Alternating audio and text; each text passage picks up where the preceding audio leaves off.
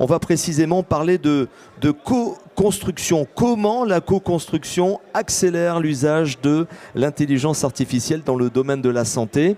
Donc les trois intervenants sont avec nous sur le podium. Je vais sans plus tarder laisser la parole à Taïsir Skiri. Bonjour Taïsir. On vous a déjà vu hier où l'on a déjà parlé santé, mais là, sous un autre angle, je le disais lors de la présentation. Taïsir, je vous laisse mon micro, la parole est à vous et vos amis vont se présenter. À tout de suite. Merci beaucoup Laurent. Alors, je suis Taïsir Skiri, je suis responsable du pôle projet au sein du Centre Innovation d'usage en santé. C'est un lab commun d'innovation qui met tous les acteurs de la santé autour de la table pour vraiment innover dans le secteur de la santé. Donc c'est une association qui a 12 ans d'existence aujourd'hui et on travaille vraiment de concert avec tous les professionnels de santé, les offreurs de solutions pour accélérer l'usage aussi de la santé et comment imaginer aussi la santé de demain. Donc je passe plutôt à Jocelyn pour se présenter. Merci. Donc je me présente, donc je suis Jocelyn Gage, je suis biostatisticien au Centre Antoine La Cassagne. L'objectif de mon travail, donc, c'est d'élaborer les protocoles de recherche clinique en oncologie et de faire les analyses statistiques dans un deuxième temps. Bonjour à tous, donc Adrien Ricci, je suis cofondateur d'une start-up iWind qui est spécialisée pour les appels d'urgence et qui utilise l'intelligence artificielle pour les prédiagnostiquer, autant en termes de traumatologie, de situation, mais aussi permettre le triage entre les différents services d'appel d'urgence pour faciliter face aux différentes crises. Alors, Jocelyn, en fait, en échangeant avec toi au cours des projets, on se rend compte aussi que l'IA prend de plus en plus place dans le domaine de la santé. Et surtout, en fait, c'est des applications plutôt métiers concrètes aujourd'hui dans l'IA. Quelle est ta vision par rapport à tout cela? Comment l'IA s'intègre dans ton quotidien en tant que biostatisticien? Alors, l'IA va s'intégrer donc sur plusieurs angles. Tout d'abord, donc dès le début, dès que le clinicien a une idée, je vais mettre en collaboration, en relation avec lui, pour établir ce qu'on va appeler un genre de plan d'analyse-stat pour savoir exactement quel est son objectif. Il ne faut pas oublier que le clinicien, c'est quelqu'un de très pratico-pratique et il veut à la fin pouvoir prendre en charge le patient de la meilleure des façons et surtout la plus rapide. Donc il va me donner un objectif et en fonction de toutes les données qu'il va me donner, que je vais intégrer, je vais essayer de construire un modèle qui va répondre à ses attentes. Donc il va y avoir des données cliniques, des données biologiques et aussi des données de radiologie. Donc ça peut intégrer aussi de la radiomique. Quand il a toutes ces données, lui, le clinicien, il a tellement un volume de données qui est tellement important qu'il n'arrive pas à prendre la meilleure des décisions. Donc là, l'IA, ça va vraiment être un outil qui va, en fonction de toutes les données qu'il va avoir, pouvoir répondre à sa question le plus rapidement possible. Il ne faut pas oublier qu'un clinicien va avoir environ une vingtaine de minutes pour prendre la meilleure des décisions quand il va avoir un patient en face de lui. Donc il veut vraiment que ça aille le plus rapidement possible, avec la meilleure des décisions. Merci Jocelyn. Adrien, peut-être en fait c'est la vision plutôt de l'entrepreneur et de l'entreprise par rapport à vraiment fabriquer des solutions pragmatiques, des solutions qui vont être utilisées, et comment comment vous avez approché l'IA ou comment vous avez intégré l'IA dans la construction de iWind? Complètement. Alors, nous, c'est vrai qu'on est parti avant tout des retours terrain, des retours des personnes qui avaient soit survécu à des catastrophes, soit des secouristes, des pompiers, des SAMU, qui nous disaient, ben voilà, qu'est-ce que je recherche, qu'est-ce qui se passe quand on dépasse les capacités de l'être humain.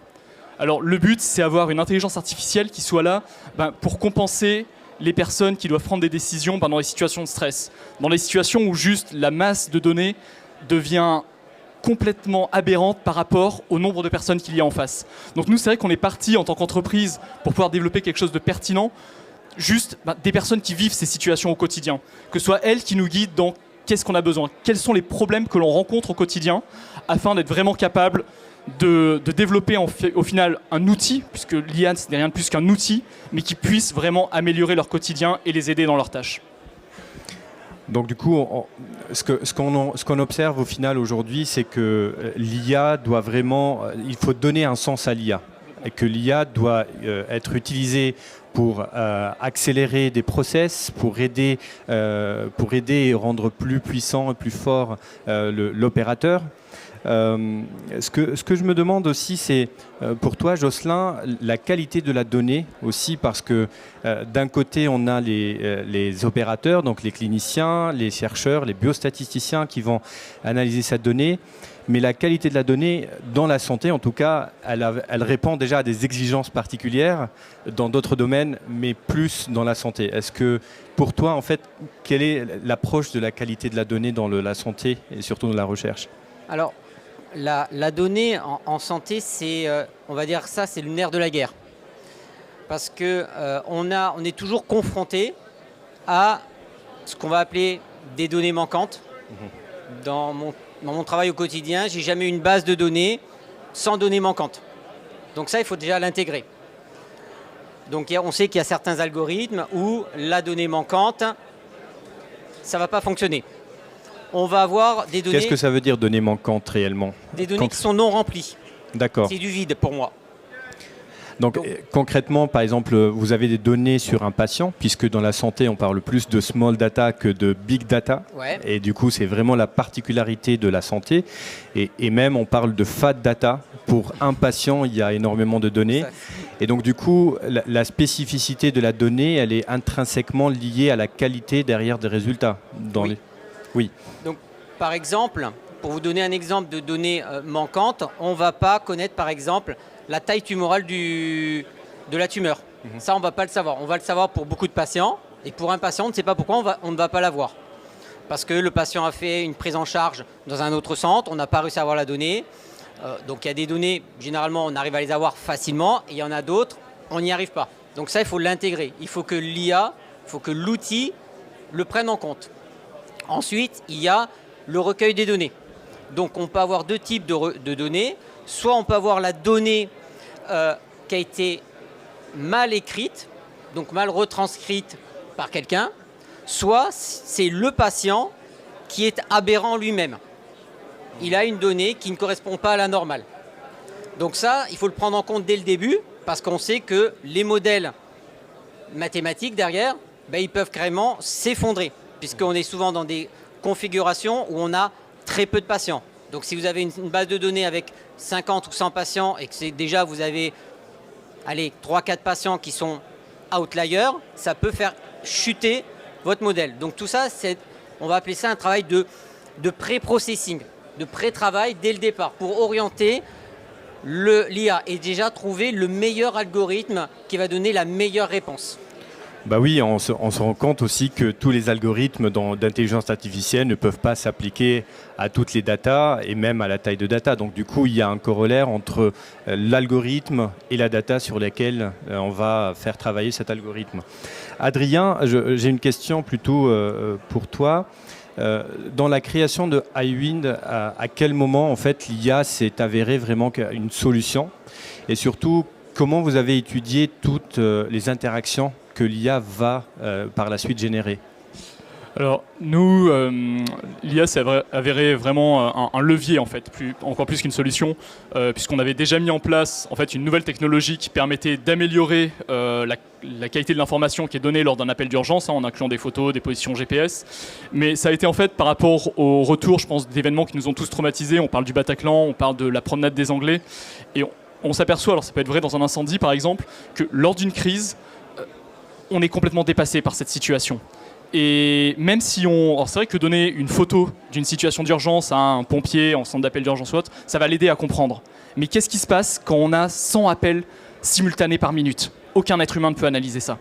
Et c'est à ce niveau-là qu'on s'est dit, voilà, là, on est sur un cas où l'intelligence artificielle va nous permettre de mieux décider, d'être capable de gérer cette masse, parce qu'il faut être honnête, quand on a une crise, on va avoir l'épicentre de la crise, la personne qui est au cœur de la situation, et toutes les personnes concernées autour qui cherchent aussi à communiquer et à aider.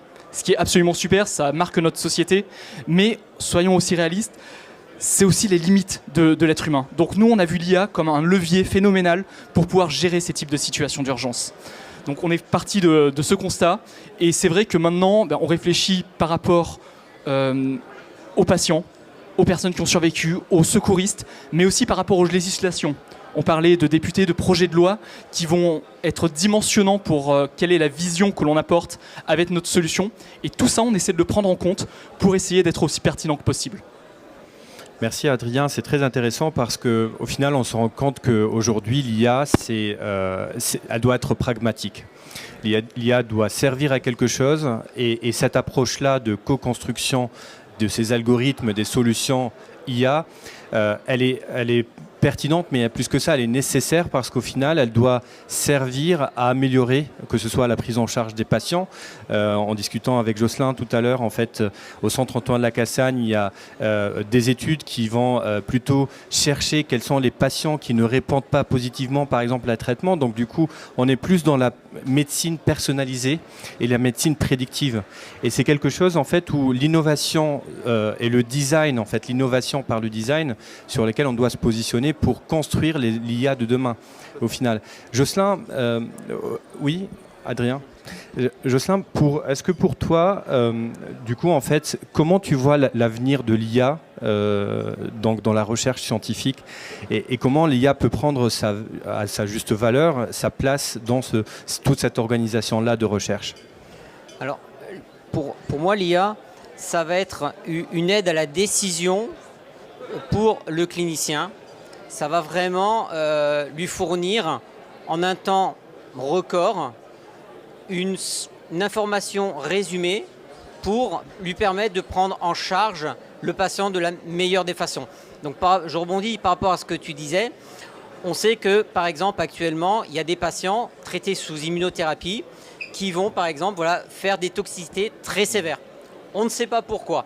Ça va être des profils de patients très particuliers, ils vont faire des toxicités et ce pourcentage va être très faible.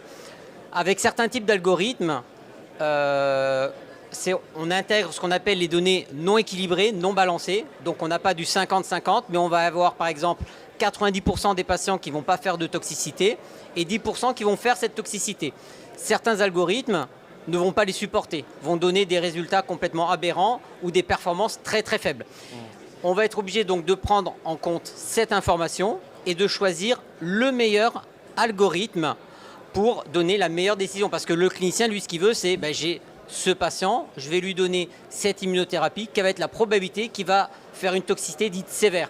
Si on a, par exemple, donc une sensibilité à 55-60%, ça va être une information qui va être non pertinente. Donc il ne va pas pouvoir le garder. Lui, ce qu'il veut, c'est avoir une probabilité élevée.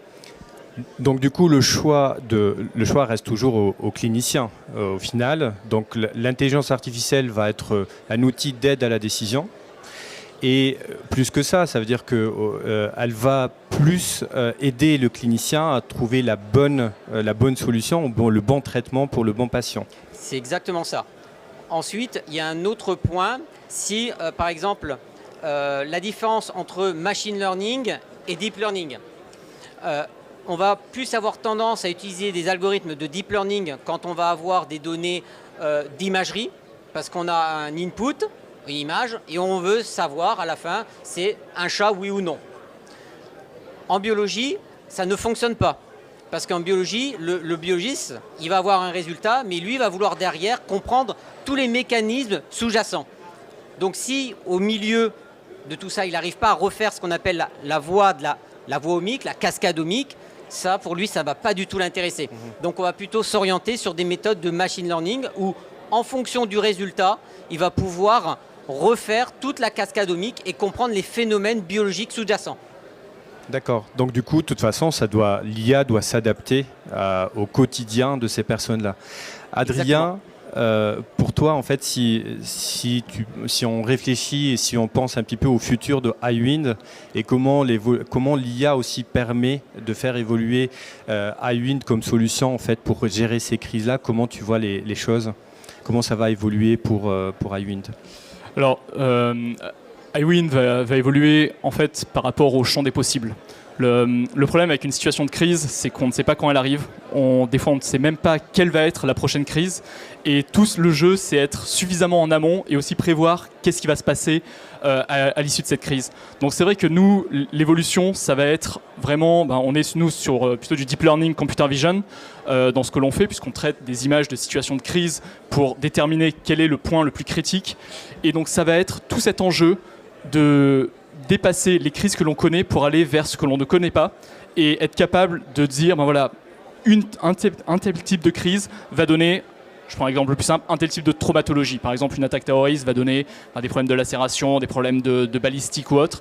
Et être capable d'anticiper, par exemple, on a déployé en théâtre d'opération extérieure, être capable d'anticiper le risque balistique, le risque auquel on fait face et ce qu'il est capable de générer. C'est à ce niveau-là où pour nous ça devient un enjeu d'être capable par exemple d'entraîner une IA à reconnaître un impact de balle d'AK-47, un impact de balle de fusil calibre 12. Tout cela en fait ça se travaille en amont et c'est vraiment dans notre vision de la crise qu'on est capable de définir l'IA la plus performante.